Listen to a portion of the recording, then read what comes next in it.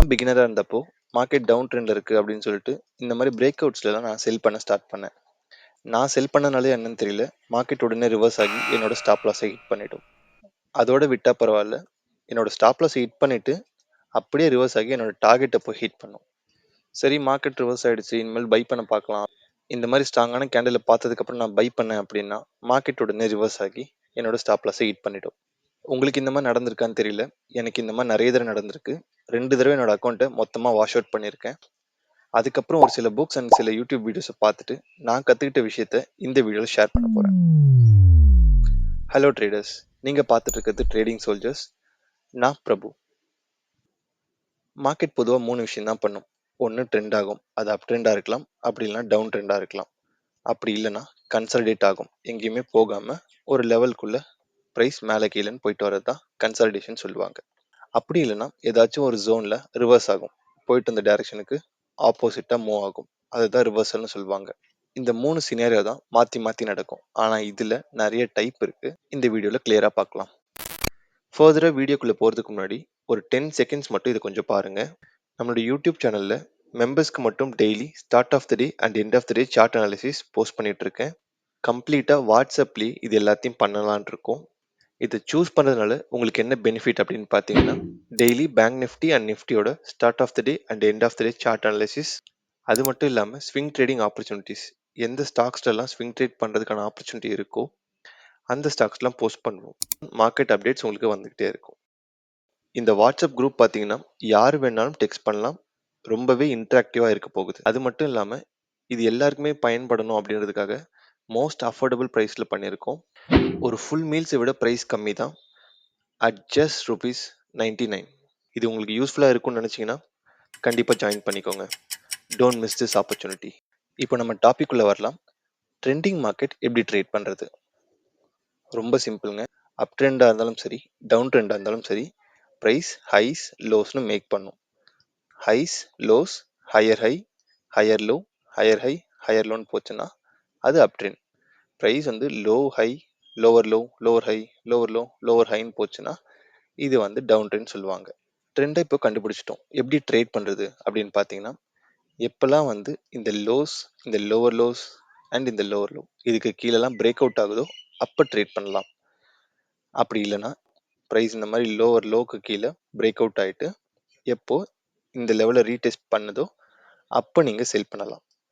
இந்த மாதிரி டவுன் ட்ரெண்டில் நம்ம செல் பண்ணுவோம். அப் ட்ரெண்டில் பார்த்தீங்கன்னா எப்போல்லாம் ஹையர் ஹைக்கு மேலே பிரேக் ஆகுதோ, ஹையர் ஹைன்னு சொல்லலாம், அப்படின்னா ஸ்விங் ஹைன்னு சொல்லலாம், இந்த லெவலுக்கு மேலே பிரேக் அவுட் ஆகும்போது நம்ம பை பண்ணலாம். அப்படி இல்லாமல் இன்னும் கன்ஃபர்மேஷன் வேணும்னா ப்ரைஸ் புல் பேக் கொடுத்து இந்த லெவலில் ரீடெஸ்ட் பண்ணும்போது நம்ம பை பண்ணலாம். இது எல்லாமே ப்ராபபிலிட்டி தான், சர்டனிட்டி கிடையாது. மார்க்கெட்டில் எப்போ வேணாலும் என்ன வேணாலும் நடக்கலாம்.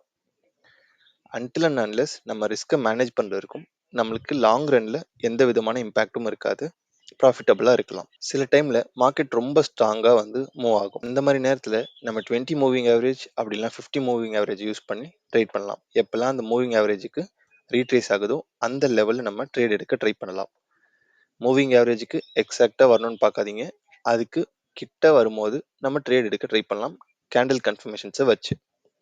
கேண்டில் ஸ்டிக் யூஸ் பண்ணி எப்படி ட்ரேட் பண்ணணும்னு தெரிஞ்சுக்கணுன்னா வீடியோ ஆல்ரெடி போஸ்ட் பண்ணியிருக்கேன், லிங்க் டிஸ்கிரிப்ஷனில் இருக்குது, கார்ட்லேயும் கொடுக்குறேன், செக் பண்ணி பாருங்கள். ட்ரெண்டிங் மார்க்கெட் எப்படி ட்ரேட் பண்ணுறதுன்னு பார்த்தாச்சு.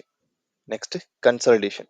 கன்சாலிடேஷன்னா ப்ரைஸ் பெருசாக மூவ்மெண்ட் இல்லாமல் ஒரு ஜோனுக்குள்ளே ட்ரேட் ஆகிட்டு இருக்கும். சில நேரங்களில் இதை நோ ட்ரேடிங் ஜோன் சொல்லுவாங்க, சில நேரங்களில் இதை கன்சாலிடேஷன் சொல்லுவாங்க. இந்த மாதிரி கன்சாலிடேட் ஆகும்போது நம்ம support and resistance, supply and demand use பண்ணி ட்ரேட் பண்ணலாம். ப்ரைஸ் ஏதோ ஒரு லெவலில் ரெசிஸ்டன்ஸ் ஃபேஸ் பண்ணும், அதுக்கு நிறைய காரணங்கள் இருக்கலாம். அண்ட் அதே மாதிரி ஏதோ ஒரு லெவலில் சப்போர்ட் ஃபேஸ் பண்ணும். இந்த லெவலை மார்க் பண்ணிவிட்டு ப்ரைஸ் எப்போல்லாம் இந்த லெவலுக்கு வருதோ அப்போ நம்ம செல் பண்ணலாம். அதே மாதிரி ப்ரைஸ் எப்போ சப்போர்ட்டுக்கு வருதோ அப்போல்லாம் நம்ம பை பண்ணலாம். இந்த லெவலில் ஏன் ட்ரேட் பண்ணணும், இன்பிட்வீனில் இங்கே பை அண்ட் செல் பண்ணலாமே அப்படின்னு நினச்சிங்கன்னா, இந்த இடத்துல நம்ம என்ட்ரு ஆகும்போது நம்மளுக்கு ஸ்டாப் லாஸ் ஃபேவரபுளாக இருக்கும், ரிஸ்க் டு ரிவார்ட் நம்மளுக்கு நிறையவே கிடைக்கும். இப்போ இங்கே செல் பண்ணுறீங்கன்னா இந்த ரெசிஸ்டன்ஸ்க்கு மேலே ஸ்டாப் லாஸ் இருக்கும், உங்களுக்கு இவ்வளோ தூரத்துக்கு ப்ரைஸ் போகிறதுக்கான வாய்ப்பு இருக்குது.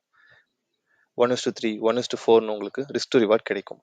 அதே மாதிரி இந்த சப்போர்ட்டில் பை பண்ணும்போது உங்கள் ஸ்டாப் லாஸ் இங்கே இருக்கும் அண்ட் இவ்வளோ தூரத்துக்கு ப்ரைஸ் போகிறதுக்கான வாய்ப்பு இருக்குது. ரிஸ்க்கு கூட கம்பேர் பண்ணும்போது உங்களோட ரிவார்டு நிறையவே இருக்கும். இதுக்காக தான் சப்போர்ட் அண்ட் ரெசிஸ்டன்ஸ் இல்லைனா சப்ளை அண்ட் டிமாண்ட் ஜோன் கிட்ட நம்ம ட்ரேட் பண்ணணும். ட்ரெண்ட் மார்க்கெட் எப்படி ட்ரேட் பண்ணுறது, கன்சல்டேட் ஆனால் எப்படி ட்ரேட் பண்ணுறதுன்னு பார்த்துட்டோம். ரிவர்சல்ஸை எப்படி கண்டுபிடிக்கிறது, அது எப்படி ட்ரேட் பண்ணுறது. ரிவர்சல்னா ஒன்றும் இல்லை, ப்ரைஸ் போயிட்டு இந்த டைரக்ஷனுக்கு ஆப்போசிட்டாக மூவ் ஆச்சுன்னா அதை ரிவர்சல் சொல்லுவாங்க. ப்ரைஸ் இப்போ அப்ட்ரெண்டில் போயிட்டே இருக்குது, ஏதோ ஒரு ஜோனில் ப்ரைஸ் ரிஜெக்ஷன் ஃபேஸ் பண்ணிவிட்டு அதுக்கு ப்ரீவியஸாக இருக்க ஹையர் லோக்கு கீழே பிரேக் அவுட் ஆச்சுன்னா ரிவர்ஸ் ஆக போகுது அப்படின்ற அர்த்தம், பேரிஷாக மூவ் ஆக போகுது அப்படின்னு அர்த்தம்.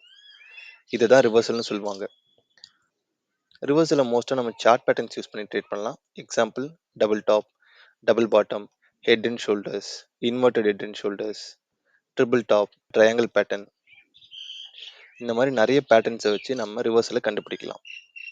ரிவர்சல் ட்ரேடிங்காக இருந்தாலும் சரி, ட்ரெண்ட் ட்ரேடிங்காக இருந்தாலும் சரி, எப்போ ப்ரைஸ் ப்ரீவியஸ் ஸ்விங் ஹைக்கு மேலே பிரேக் அவுட் ஆகுதோ அந்த லெவலில் நம்ம ட்ரேட் பண்ணுறோம் அப்படின்னா நம்மளுக்கு ரிஸ்க் டு ரிவார்ட் ஃபேவரபுளாக இருக்கும். இதுதான் பேசிக்.